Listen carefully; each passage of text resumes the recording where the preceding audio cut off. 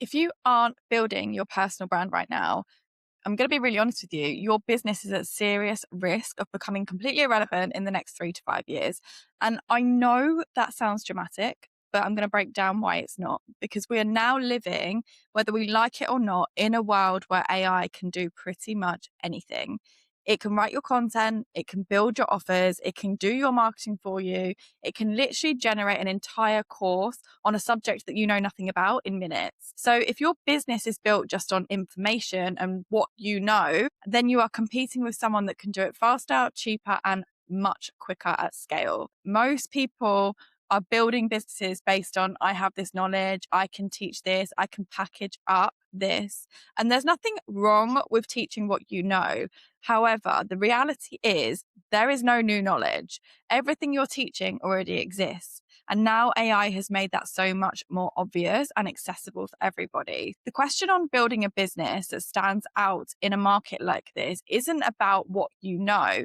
It is about why someone should choose you to teach them what you know. And if you don't have an answer to that, that's going to be a real problem for you in the next few years, because the only thing that AI cannot replace is your personal lived experience, your personality, your unique quirks, your opinions, your energy, and your story, and the way that you see the world. And essentially, all of those things form your personal brand. Now, having a personal brand isn't about becoming an influencer, having loads of followers. It is all about building trust and credibility with your ideal customers so that they know to come to you because they resonate with you and your story. Because in a world where anyone can do anything and everything can be generated, people are going to buy from people that they feel connected to, not the person with the most information. They're going to be buying from the person that they trust. And we're already seeing this. We're seeing businesses that look great on paper, but that have no personality, no connection, no depth. And those businesses might work for 5 minutes and they might make some quick cash. But in the next few years, they are going to struggle because AI is going to expose them for the missing factor of that personality, personal branding piece. So if you've been avoiding building your personal brand up until now and you've been thinking, oh, maybe that's something I'll do later, or I'm a bit scared to put myself out there and be authentic and vulnerable online, this is your sign to get yourself on it, because doing that later might be a bit too late. And the shift is already happening. It's here. And AI isn't just going to go away. This isn't as small as a new social media platform. This is a whole movement. This is a whole shift in the way that we are going to be living. And in today's episode, we're going to be covering why building a personal brand in an age of AI is going to be so important. And my guest today has had a hugely successful online business, and not just through strategy that she's built and the things that she knows, but by building a personal brand through visibility, credibility, and showing up consistently over time. Today, I'm speaking to Teresa Heath-Wareing, who is an award-winning online business strategist, a TEDx speaker, and host of Your Dream Business podcast, which has featured some of the world's biggest names in the online business space, including Amy Porterfield. But what I love today about talking to Teresa is that she didn't start with the idea of creating herself a personal brand, but she was an unemployed single mum needing to feed her child. And then she went on to create herself opportunity after opportunity by networking and building relationships with people that she wanted to be in the room with. And she ended up creating herself a multi-six-figure business online. She spent over a decade helping course creators, coaches, and online business owners grow their audience, increase their visibility, and sell their offers, all through building themselves a personal brand. So in today's episode of the Freedom Method podcast, we're going to be breaking down what a personal brand actually is and why it matters more now than ever. You're going to walk away today knowing exactly what you need to do to start building your personal brand if you want your business to still exist in the next few years. Now, I've been immersed in the world of AI now for a while because I'm surrounded by AI experts in my day-to-day life. So I have incorporated ways to use AI in all of my online programs, particularly my Freedom Model Method Foundations program, which is my signature online course and coaching hybrid that helps you to start an online business that actually works for you, not feel like one you're working for. If you are at that point right now where you are starting an online business and you want it to succeed the long haul, I'll pop the link in the show notes and you can go and check that out. Today, you're going to hear lots of conversations around the subject of AI and personal brand, and I'm super happy to introduce you to Teresa Heath-Wareing. To kick off, would you mind explaining for anyone that doesn't understand the concept of personal branding, what does that actually mean? Great question to start with. Thank you for having me. What it means is that you have created a brand for yourself. Now, I want to kind of caveat a few things, right? First off, lots of people think they're not personal brands where they are. If you have a business that you are or need to be the face of, you are effectively a personal brand. I think maybe where it's skewed a bit and where people are like, no, that's not me, is because they see personal brands as celebrities or they see personal brands as influencers. And they think I'm not either of those things. So I am not a personal brand. But the truth is, if you have a business where either you are the brain, you're selling your brain, like in the online education space, or you are the reason people are going to buy, even if you're selling a physical product, then you have a personal brand. And that doesn't necessarily mean you have a particular logo or you need some particular font or whatever. It's basically you as a person and how you put yourself across. Great explanation. And I really want to hear about you and your personal brand. So do you want to tell us the story? Because I know that you've been a TEDx speaker and you're an award-winning keynote speaker. Tell us a little bit about that journey to get in there, because obviously to get those gigs, you probably needed to build up your personal brand. So I'd love to hear your journey of building your own personal brand. So I think what's really interesting is if you'd said to me, like, what did you do to build a personal brand or how did you go about it? I would never have thought I was doing it. Right. And I think that happened by luck for me, but we need to be more strategic now.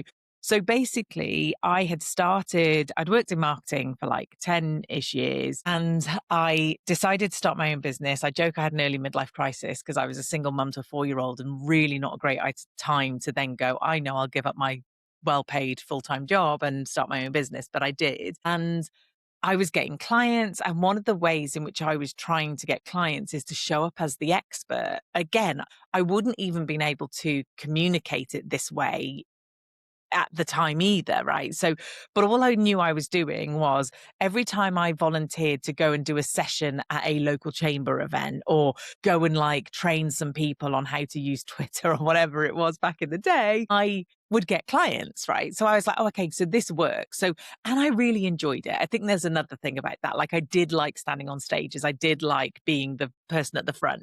So the more I kept doing it, the more I was getting clients. And then I was kind of getting picked up in other places and I was really enjoying it. And the more I was speaking, the more there were photos of me speaking, the more I started my own podcast. I had got some really key people in the industry on my podcast. I was getting seen in all these different places. And I often talk to people about building this personal brand is like a self-fulfilling prophecy. You have to work really hard in the early days to start to build it. But once you start to build it, it's kind of like a snowball going down the hill. Like it just gets bigger and bigger and bigger because the more you're doing it, the more you're seen. So the more I was speaking, even though I started, now, some of the speaking gigs I did, to call them a speaking gig is a bit of a laugh, but like it was literally like I did one for some mums in a play barn and there was like 3 mums and me and a laptop, right? Like, and then one of the crazy things I've done is like hundreds and hundreds of people in a room on a ginormous stage where like the organizers thought it'd be hilarious to get them chanting my name as I walked on, which is really Wow. funny, right? But like, I started really small and I built it and I built it and I built it. And again, the same with like the podcast and getting on other people's podcasts and getting known. The more you do it, the more strategic you are in doing it, the more you then get picked up. But you've got to take those opportunities. You know, the TEDx, I had to apply like everyone else has to apply.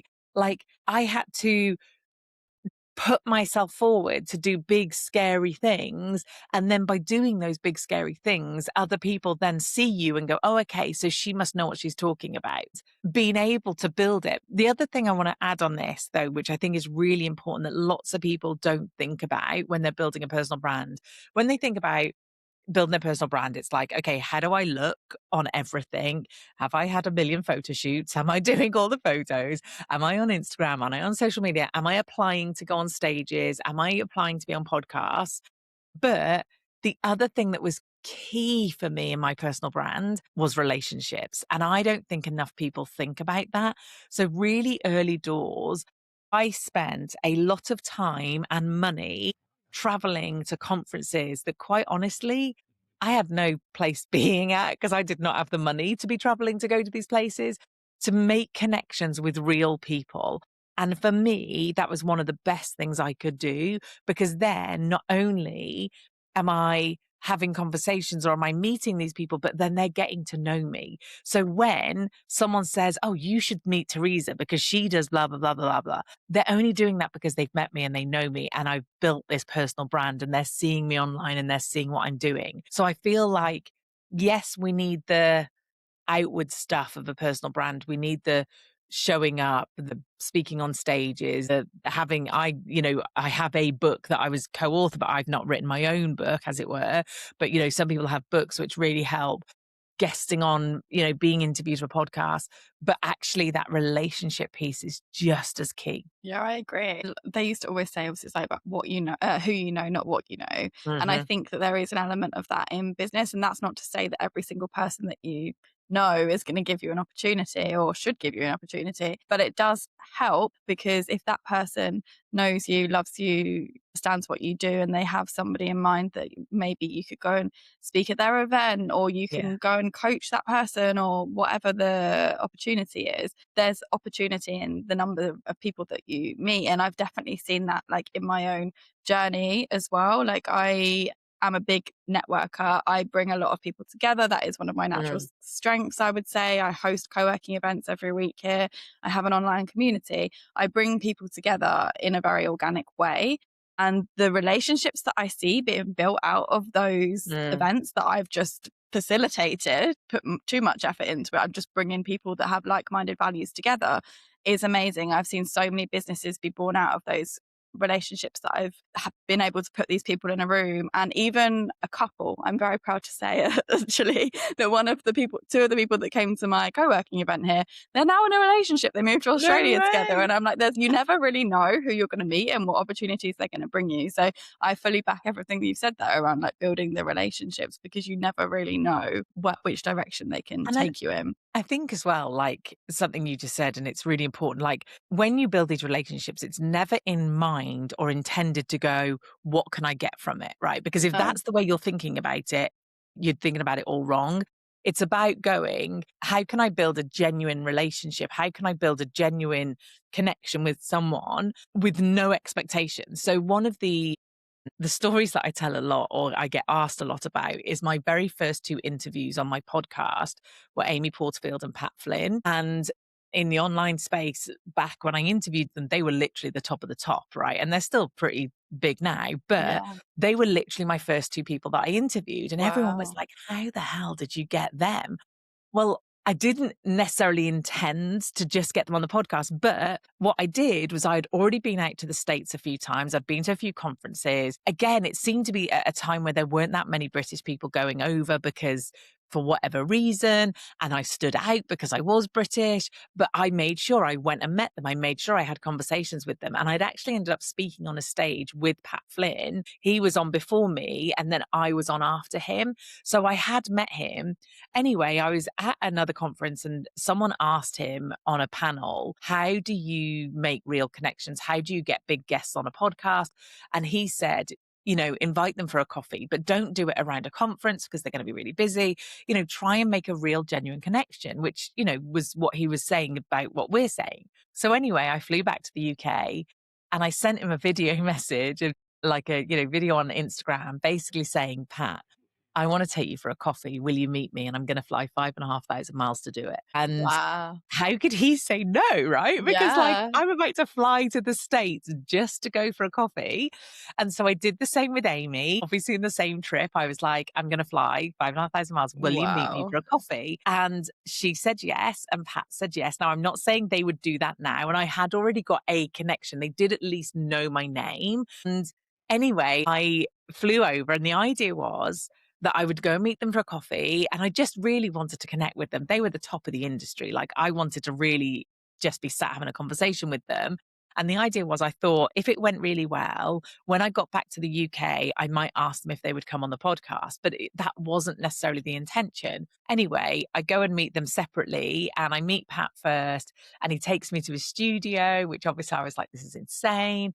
And we ended up having this conversation, and I'd said that I'd started a podcast and I was just doing solo episodes. And he's like, "Are you going to do interviews?" I said, "Yes, but I'm a little bit scared to reach out." And he said, "Well, if I'm on your list, I'll do it." And I didn't even have to ask him. And Amy Amazing. almost said verbatim the same thing. Like, Wow. it was amazing. And both of them were like, "Yeah, cool, great." And then because I got those two, reaching out to loads of other people was so easy because it was like, it just, with the minute, and this is the other thing, right? When you start building that credibility, when you start building the relationships and the stages you speak on. So like you might have to work really, really hard to build a relationship with someone or work really, really hard to get on a particular stage. But sometimes those are the one thing that is going to tip you over the edge, that people are going to look at that one thing and go, "Oh, wow, like this person's knows what she's doing because look, she's had such and such on the podcast." And from that, like I had a ton of people on there and a ton of people reach out to me. I had Dean Graziosi reach out to me. I had Denise Duffield Thomas reach out to me, like Wow. Ryan Dice, like all of those people asked to be on my podcast, which is Super wild, cool. absolutely That's super wild. cool. But I did the work, and I'm very happy to say that I'm still friends with Amy now, and, I go to a house and it's awesome, like, it's brilliant. But I never did it with the intention of, "Okay, what can I get out of Amy?" Because like, that's just awful, like, no one wants to, and you can smell that a mile off. 100%. You can definitely smell anything that's genuine, inauthentic. And Mhm, I think it's made a lot of people very wary. I don't know how you experience this if you're using social media platforms like LinkedIn or Instagram or whatever to connect with people, but I've definitely noticed that there is an element of discernment when somebody mhm, is. I'm quite a genuine person, I would say, and I connect and I try and have conversations with everyone because I understand exactly what you've just said. I understand you. It's all about like building connections and getting opportunities out of those connections is a little bit like a numbers game. Like you have to connect with a lot of people, I mhm, think, to find the right people and find the right connections that either you're going to get nothing out of in terms of like business wise, but you are going to have a really genuine connection. You never know where that yeah, genuine connection goes, no, or potentially also from like a business perspective, like what's going to come off the back of that. And I found that I really make an effort to speak to people online and try and reach out to a lot of people on LinkedIn. And that's coming from a genuine place. I want to get to know you. I want to understand you. If I'm going to connect with you, there's no point in you just being this empty connection online. I want to yeah, understand a little bit more about you. But I have noticed that there's a level of discernment because we live in a world where pitch slaps come straight in normally yeah, into our DMs and people have clocked onto that. There is this level of like, well, what do you want? Like, why are you yeah, in my DMs? I don't know how have you found that, and what are you doing to navigate and overcome that? 100%. And I would say on like, from my point of view, receiving DMs like that, I'm immediately like, "What do you want?" Every Yeah, time, right? I'm so suspicious because, like you said, we're in a world of, first off, AI messaging. Secondly, often people only want something for them. And even when they come into the DMs with the like, nice, "Oh, I listened to the podcast," or "I watched this video," or "I did this thing," or whatever it might be, I'm immediately like, "Hang on a minute, where's this heading?" So I think it's really hard. One thing I would say is, again, like the in-person thing, and I know this seems so weird, right? I'm an online business. I've been an online business for 10 years. And like I teach growing a business online and I'm talking about in-person stuff. But I do think there is something to be said that, like, even if it's not in person, physically in person, it's that, what rooms can I get in? What connections can I get? Like, and sometimes that means paying. Sometimes that means, I did something with Ali Abdul a little while back. He put a thing out to his email list basically saying, if you earn 6 and 7 figures and you are in or can get to London for this date, I'm hosting a mastermind. And you had to apply. And obviously it wasn't cheap. It was, I think it was like 2.5 grand or something for the day. And, do you want to come? And basically I applied. And yeah, that was a lot of money for one day. And I had to get down to London and da da da. But I got in the room with Ali Abdul and I got in the room with other people and they know my name. And like, not that there was anything I was going to do with it. Again, it wasn't like I went in with the reason of, right, what can I get from this? It was just this will be a really cool room to be in. And yes, that was a physical room, but sometimes it's an online room. Sometimes it's a kind of, a networking online thing or just a networking thing like you're talking about. Because I think that when someone has a connection to you, that's got to be like the most easiest way in. And again, like who knows who? So for instance, if, I'm a bit like you, I love connecting people. Like often when I'm talking to clients, I'm like, oh, you should speak to so and so. They would be amazing, or they do exactly what you need, or they have the life that you want, or whatever it is. But like, having those kind of connections and being able to go, "Do you know anybody that's this?" Or I've got, again, it's like the other way of like, often lots of people get lots of work from me because I talk about them, because I love them and they're brilliant. And, and I want to host them, or I want to put them on my platform, or whatever it is. So again, it's that kind of constant having those connections and building your network, and also being and I know this sounds ridiculous, but being a good person. Like, Mm. we in the online space, there's often lots and lots of drama, which I am not here for. And I want a very quiet, easy life. Just being a good person and showing up as a good person that someone can rely on, someone can trust, that you're consistent with how you say you are. Again, your personal brand is about, if you get me on a call, am I the person that you see online, right? And Yeah. like we got on this call and we immediately started talking about where you live and world of travel and all these kind of things. And like, I'm like that whether I'm in a room full of 300 people or literally having a conversation with someone I just met. Like, it literally is the same person. Whereas we all know that we've seen people online. And unfortunately, I have met some of these people in person and thought, oh, you are not who I thought you were. And actually, no, I'm all right, thanks.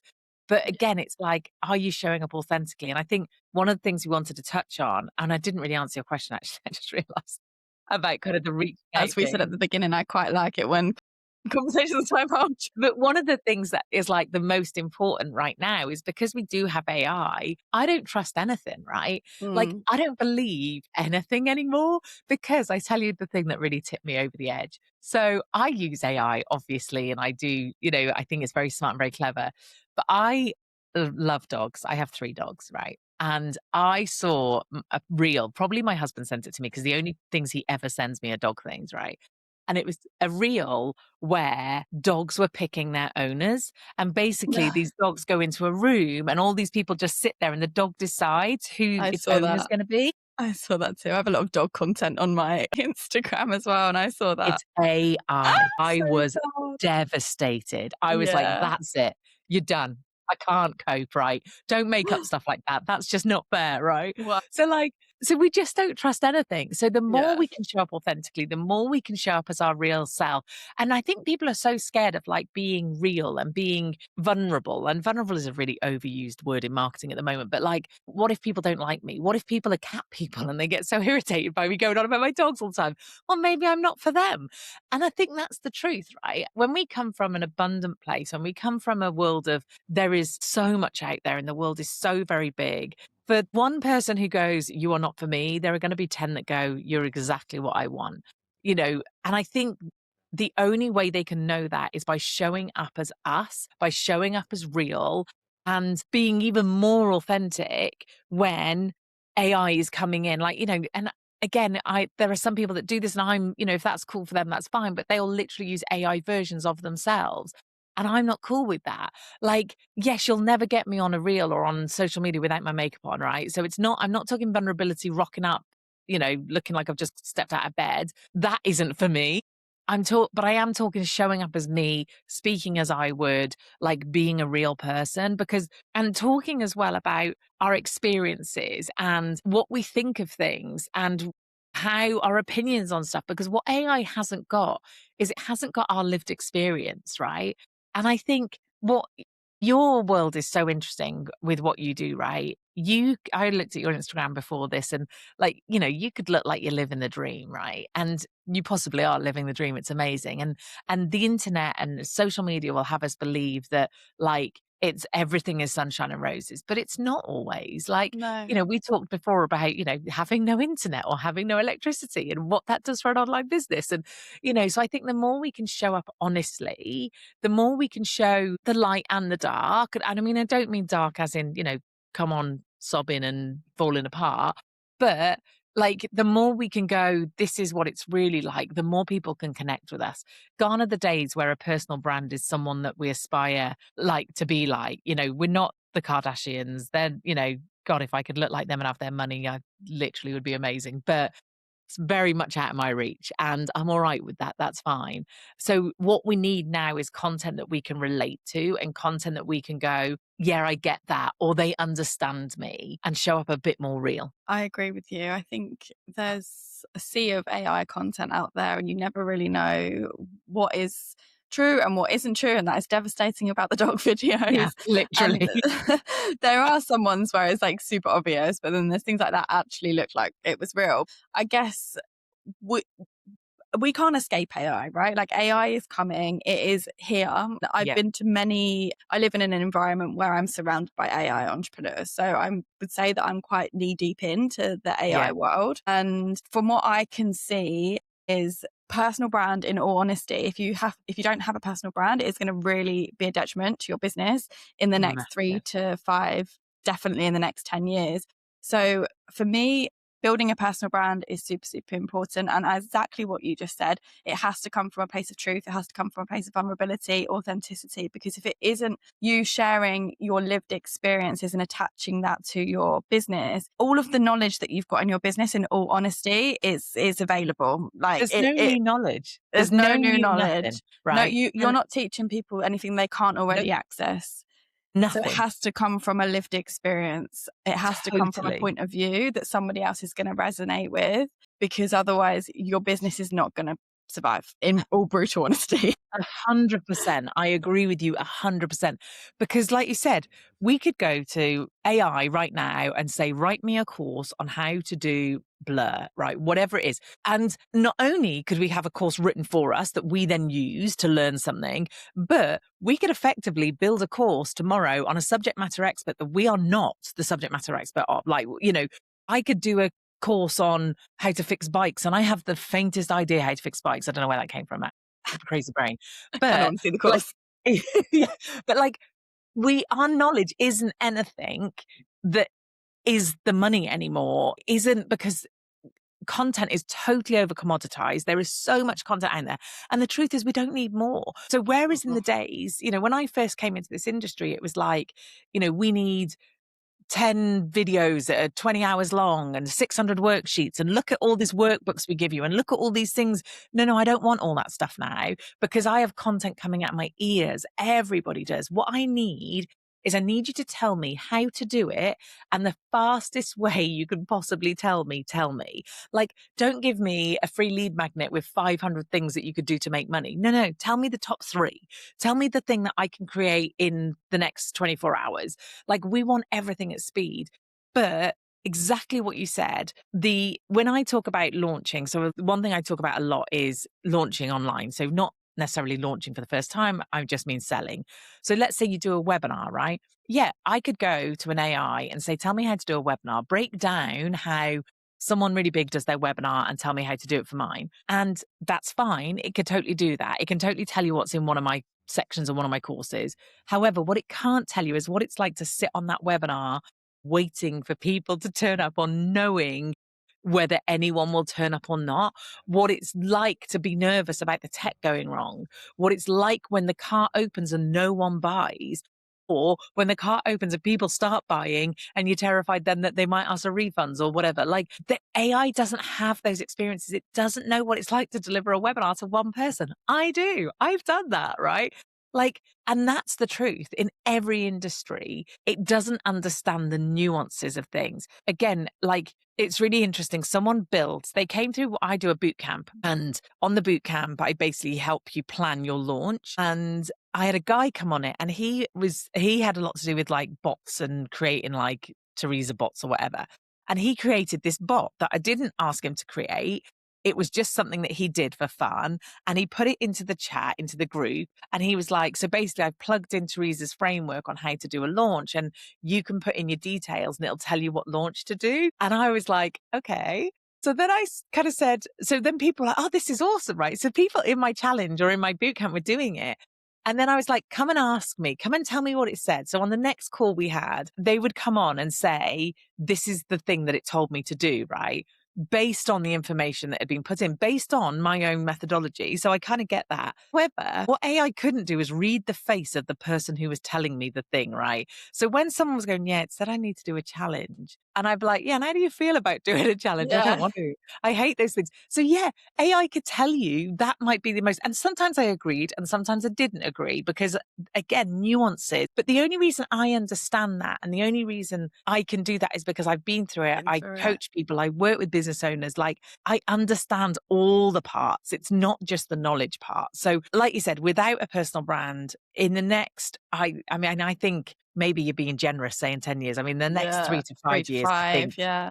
you're done. Because Yeah. the only reason why someone would come and buy from me as opposed to go to AI and get it is because they like me and they like how I do it and they like the way I teach it and they like my understanding of them. And I think we're going to see a lot more in the online space of higher touch. Now, a Mm. lot of my stuff is high touch. I do very little that's low touch. And because it's high touch, there's a high price point to it. But because I like to get to know the person I'm dealing with, I don't like personally, I would struggle if it was a faceless business, if I couldn't understand who was buying these things and what they were doing. And so, but I do think we're going to see that more because I think the lower touch stuff is the stuff that we can get from AI super, super Mm. easy. So we need our credibility to be up there for lots of reasons. We need it to be up there so that we have the audience.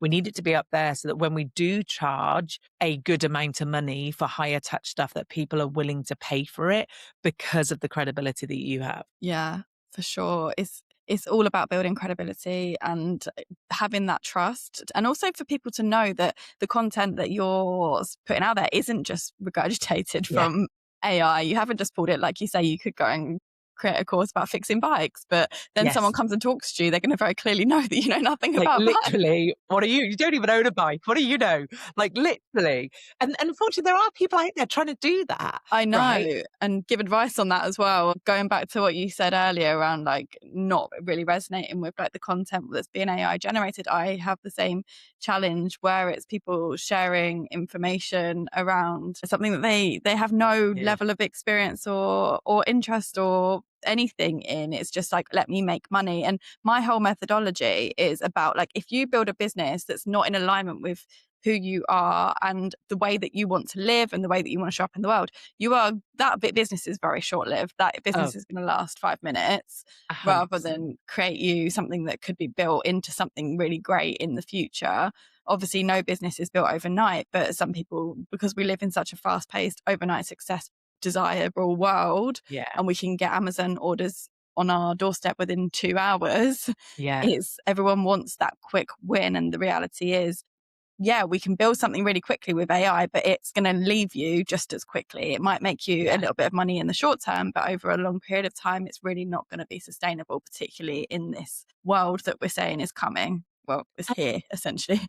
And running a business is no small feat, right? It's No, hard. Now, don't get me wrong. There are, I adore it. I could never, ever, ever go back to getting a job, ever. I love having my own business and I have lots of lovely advantages to having my own business. However, it is really tough at times. And if you aren't aligned, if you don't love what you do, like if I was trying to slog my guts off to sell courses on how to fix a bike and I don't even own one, like I am going to give up on that really quickly. So the people who I tend to work with, and I think you're really similar, are super good at what they do. They love what they do. They have a real passion for it and they just want to serve more people. And that's what I'm all right with. That's what I'm like, great, let's go and build a big business then, because you're going to be happy to do the legwork. You're going to be happy to, put the effort in to go through the hard times because there are going to be hard times. Whereas if you're not building those foundations, and if you haven't built that personal brand, like I said, the first bump in the road, your business is going to fall to pieces. it's a hard truth, but it's a truth. And I Yeah. think a lot of people struggle when it comes to building a personal brand out of like various different reasons. One, it's quite overwhelming to have to create a level of content, put yourself out Yeah. there, putting yourself into a position of vulnerability. Yeah. and fear, essentially, like fear of like how you're going to be perceived. And I think one thing that's always on the back of my mind is cancel culture, because Yeah. we do live in a world where cancel culture, unfortunately, is a thing, particularly with UK media. I would say I haven't seen it so much with like other media outlets that I've seen throughout the world, but the UK specifically seems to be really focused on cancel culture, calling people out if they think that they're even slightly wrong. How would you recommend someone to get over Mm. that fear of not necessarily cancel culture, but any fears that are coming up, or the overwhelm of creating all the content and putting yourself out Yeah. there? Because it is scary. What should someone do if they're in that position right now where they know they need to build the personal brand, but these thoughts are holding them back? Yeah, and it's such a good point. And I think generally in the UK, we are more like that as well. Like we are more, we don't celebrate people. We don't, cheer them on and go, look at what amazing things they're doing. We'd rather Oh, take them down. And that yeah. is just awful. And I do a lot of stuff in the States and it's not like that there. No, Like it's it's not. not nowhere near as bad as it is here. So I think it is particularly bad in the UK. And I think the fear is a reasonable fear, right? Like Maslow's hierarchy of needs, we are meant to be part of the pack, right? We're not meant to put our head above the pack and step out from it because that's not the safe zone, right? Back in the Stone Age or whatever it was where we were having to keep our lives going, we had to be part of the pack. So it is inherently built into us to not stick our head above the parapet, okay? So first off, we need to understand that there is nothing wrong with you if you are nervous or have a fear, even whether it's a conscious fear or not, it is perfectly understandable. There is a concern about what if I say something or do something that gets me cancelled, because that would be an absolute horrendous disaster. I joke that I am Switzerland, where I basically don't get involved in anything. Now, that in itself will upset people, right? The Yeah. fact that I don't comment on religion, wars, race, whatever the hot topic is at the time, right?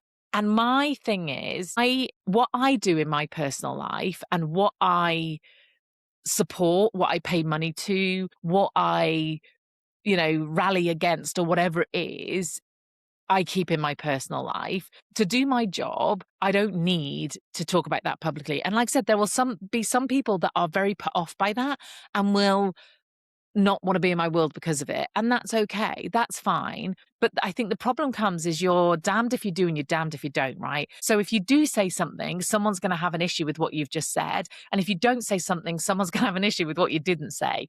And I saw something the other day where it's like silence is complicit, da da da. But again, my thought is there is so much going on in the world, right? The world is a pretty crazy place. We are trying to deal with our own stuff. No one knows what anyone's dealing with, right? No one knows what is happening personally. And I saw this great analogy that's like your energy and your time are like marbles in a jar, right? And you can basically go, right, I've got 20 marbles for work. I've got 20 marbles for personal life. I've got another 10 marbles to deal with this issue that's going on. Like when your marbles are gone, they're gone, right? We haven't got any more energy left. So just because someone isn't fighting the particular cause that someone is particularly passionate about, and there are millions of them, obviously, doesn't mean they're not interested or doesn't mean that they're actually against what you're saying. It just means that maybe they haven't got the energy with what's happening in their own world. Maybe they're doing the best that they can possibly do for them at that point, and we've got to believe that. And then the other thing that I'm really passionate about, especially with like this cancel culture, is we are so nuanced, right? People are so nuanced. We all have very different experiences with different understandings of things, with different upbringings. You and I had a whole conversation at the beginning before we hit record about travel and being surrounded by certain people and how if they're not doing something, they might not make you think to do it.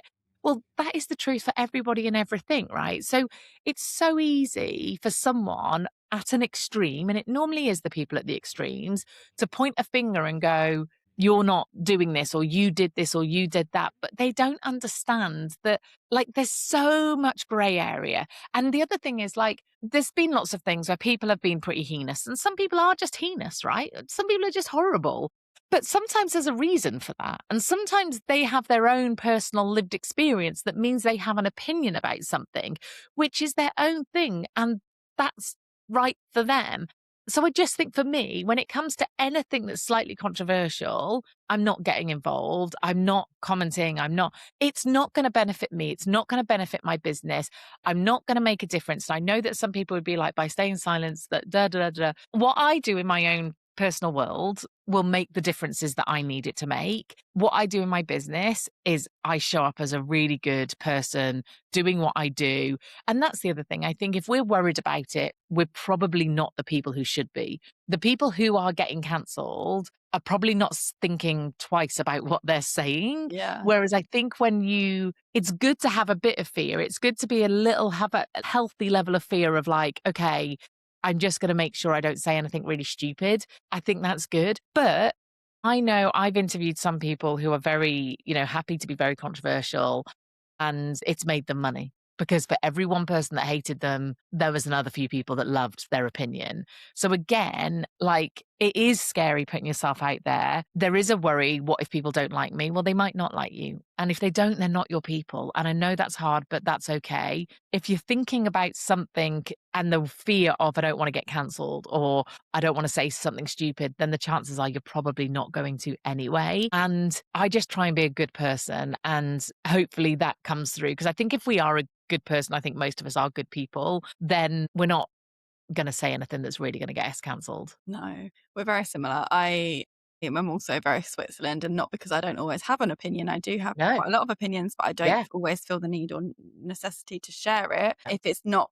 I think there's so much noise in the world. There's so many things. And as you said, we've also only got so many marbles and so much Yeah. energy. If it's not, I have to protect myself at the end of the day. I have to protect 100%. my energy. If I don't have the energy to show up for my business because it's being depleted because I'm part of XYZ conversation and that's sucking all the energy, Mm. that's not productive for me. That's not No. productive. So I think it's really about like picking and choosing what's worth speaking up about for yourself, not because Yeah. anybody else wants you to speak up about it. If you've got something to say, share it in the way that you feel like you need to share it, but at what cost to you? And I Yeah. think for me, every decision that I make now, and this has taken me a long time to learn because I didn't have boundaries for a very long time in my life. And over the past like 5 years, I've really worked very hard on like protecting my own energy, probably in some cases way too far to the extreme. Yeah. But at the end of the day, I'm an empath. I feel absolutely everything anybody else is feeling. So I absorb everybody Me else's too. crap Yeah. sometimes, and then that makes me feel crap, and I don't want that, and I've learned that about myself, so now I have measures in place to prevent that. So I'm very much with you in the sense of like, we don't need to add to the noise. Sometimes it's okay to sit, observe, have your own internal opinions. Not everybody needs to put everything out on the internet. There's going to be enough people that say their piece to make movements, and you can make movements in your own way. Yeah, just because we don't share it on Instagram doesn't mean we're not doing it. And I think that's the other thing Exactly. that's really irritating is like, people make assumptions because they think they know people because Yeah. of what they're putting on the internet. And I No. think often people, and I bet you get this too, because we do share a lot and we're posting content and we talk and we do all these things, people think they know you, right? They Mm. think that I've been told oh, she's an oversharer. No, no, no. I share a lot, but I'm very careful about what I share. And there are Yeah. certain things that people wouldn't know about me, wouldn't know I was going through, wouldn't know anything because I don't need to share it. So again, that's what's so frustrating when it comes to kind of the cancel culture and, these big, important world events that people need to support. Just because I'm not doing it on my Instagram doesn't mean I'm not doing it somewhere else, but people will No. make an assumption, rightly or wrongly, that because they haven't seen me do a post on social media, I'm obviously not all over that. And I think for me, if we could all just be a bit kinder to each other and all just go, I think Brene Brown, I think it wasn't her who said it, I think it was her therapist who said it to her, that everyone's doing the best they can with the tools they've got. And I think if we can believe that, then, yeah, there are horrible people in this world, but everyone is genuinely trying to do the best they can with what tools they have available to them. And some people who have done a lot of work, like me, have got lots of tools and other people have not got so many tools. But, it's just different lives, isn't it? Yeah, everyone's always gonna have an opinion on Yeah. anything, but yeah, I guess you've just gotta, if you really believe in the way that you're putting yourself out in the internet is your true, authentic, vulnerable Then self, go for it. and that's all you can really do. If somebody doesn't like that, that's on them. It's not a reflection on No. you. You just have to put yourself out there. And it's going to get to a point, if you're big enough, that there's going to come with some level of hate. That's Yeah. always the way. Like, there's no getting around that. I fortunately haven't really experienced that so heavily at the moment I'm at in my career just yet, but I can see that that will happen at some point, and I Mm. have mentally prepared. And as you just mentioned about tools, I've got enough tools to regulate Yeah. myself and Yeah. know that that won't impact me where I'm sitting in my bedroom crying for days, if and when that does happen, Yeah. right? But I know that not everybody has those tools. So it is really about like just making sure that if you show up as your true self on the internet and build your personal brand from that place of authenticity, you've done your part. You Yeah. can't control the reaction. You can only control the way that you're presenting yourself. So if you feel that you're presenting yourself in the right way, that's the way that it needs to go. And don't worry 100%. about the external noise that potentially might come with that, because it's just not even worth worrying about somebody else's problem, Yeah. essentially. I love it. I love it. And you're so right. It's not about you, it's about them. The stuff that gets us triggered, the stuff that makes us mad. I've never been mad enough to want to go and put stuff on the internet, which, again, I think there's some healthy ways of dealing with things. But if someone is saying something about you, it says way more about them than it does Yeah. about you. And honestly, I mean, I've had a few little bits, but nothing major. But like, it's just, yeah, delete, block, see you later, bye. Like, not Adios, interested. ciao. Yeah, Yes, got better things to do. I mean, exactly.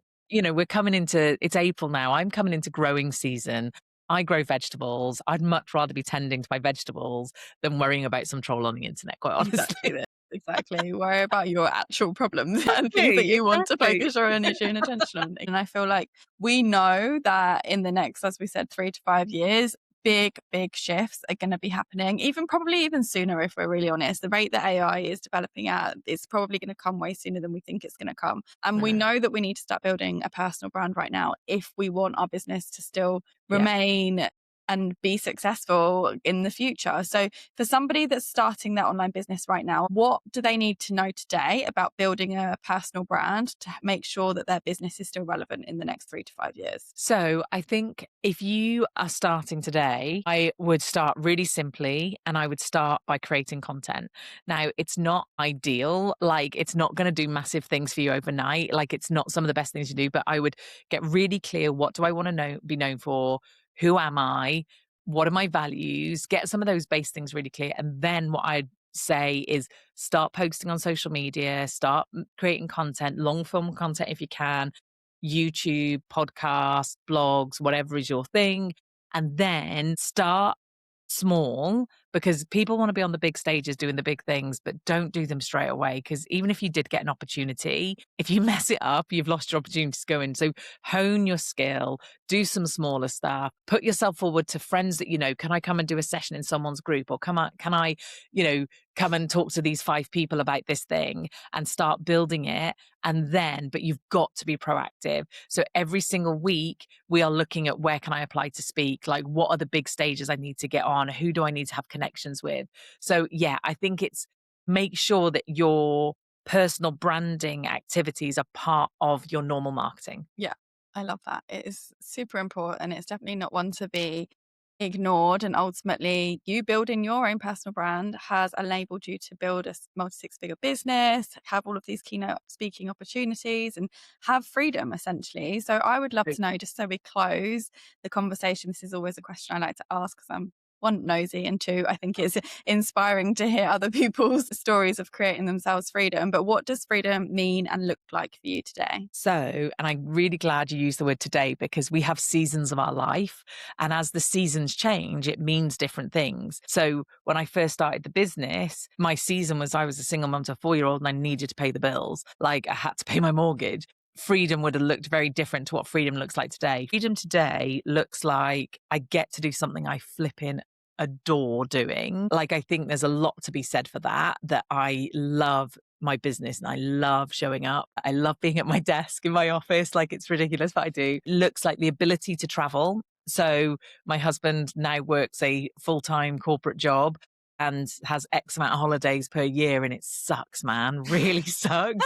So, like, obviously I can work from anywhere, which is awesome. Like, I don't have to ask someone to have time off. And it looks like the money to bring me the life I want, which I think is really important because it's not about being super rich or earning tons and tons and tons of money. I know my life is I travel and I garden and like I want a nice, slow, simple life. And I don't want to work every hour that I have to do that. So it's about it giving me that balance. So, if I was just in it for the money, I'd be working myself into the ground, but I'm not. I'm in it for the life it can give me. So, yeah, that's what freedom means for me. Beautiful. I love that. That's such a good explanation of what freedom means to you today. And you're completely right. It changes depending on our season of life, Hmm. depending on our season of business, and it should change. It Yeah, shouldn't always stay the same because no. that normally means that you're quite stagnant and you're not growing. So I love that you mentioned that piece as well. And for anybody that wants to connect to you after this conversation today, how can they find you? You can search Teresa Heath-Wareing and you'll find me. I'm on Instagram most, although I'm pretty rubbish on all social media. I really don't like doing social media at the moment. I'm going through that season. And then if you love listening to podcasts, you can head to YouTube and search for Teresa Heath-Wareing or go to wherever you listen to this podcast for Your Dream Business and you can hear me over there. I really feel like the conversation we had today with Teresa is one of those conversations that is super relevant and people need to hear it right now because the online space is changing very, very quickly. And it's going to be changing even more in the next few years. And it's going to be really easy to get caught up in creating more content, more offers, more noise because you're going to start seeing things shift and you're going to want to try and keep up. But you need to ask yourself before you go and do any of that, why would someone choose you? Why is someone going to come to you over the competition? And that is really what building a personal brand comes down to. And personal brand shouldn't be optional anymore when you're starting an online business, particularly if you are a service business owner. This is the thing that's going to build trust. This is the thing that's going to create connection with your audience. And this is the thing that's going to keep your business relevant in the next few years and make you money. So if you're listening to this and thinking, okay, I get it, but I don't really know where to start my online business right now because is it going to exist in this world of AI? You're telling me I can't sell my knowledge anymore. I have to sell my personal brand. How do I do that? And you want to start something of your own, but you're just not entirely sure what that online business looks like just yet, especially in this new landscape. That's exactly why I created my signature program, the Freedom Business Foundations, because this isn't just about starting an online business for the sake of it. It's about building a business that actually works for you and aligns with your lifestyle and your values and the level of freedom that you actually want. Inside the program, I'm going to help you figure out what that business should actually look like, how to position yourself and create yourself a really unique selling point that you can go and start talking about to build your personal brand that feels authentic and not forced. And we are building you a business set up with really stable, solid foundations to last you for years to come. I'll pop the link in the show notes and you can go and check that out. If you are starting a business right now, I'd really recommend this is where you begin.